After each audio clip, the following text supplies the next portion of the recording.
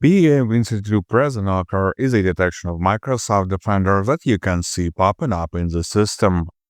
It typically flags an unwanted program that is actively running in the system and can lead to excessive ads, notifications, or system settings being modified without your consent. In this video, I will explain how dangerous it is, whether it can be a false positive, and how to remove it.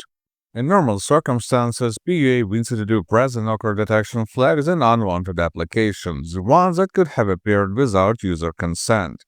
Presenoker is just a generic detection name that Microsoft Defender uses to mark this specific kind of application. The signatures that are used to detect this malware are not very reliable, which leaves plenty of room for incorrect detections, but we will get back to it later.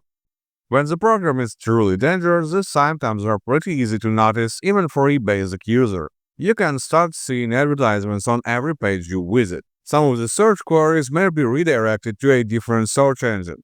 In some cases, the unwanted app may tinker with system settings, making the computer sluggish or disabling certain functionality.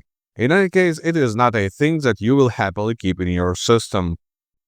There is also a possibility of this detection being a false positive. The rules used for this detection are not highly reliable. If the defender cannot find the digital certificate of the file or it is expired, it can indicate the file as dangerous, as a lot of functions and calls that normal programs use also appear in malware.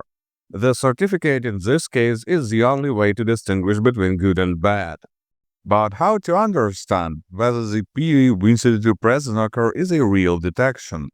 Manual analysis may be complicated, especially since malicious programs can sometimes mix their files with legit applications. For that reason, I recommend running a second opinion scan with Presenoker and Malware. It will quickly reveal whether there is any threat to your system or not. Download it by the link in the video description and run a full scan, so the program will go through all the system elements, down to configuration files and hidden folders.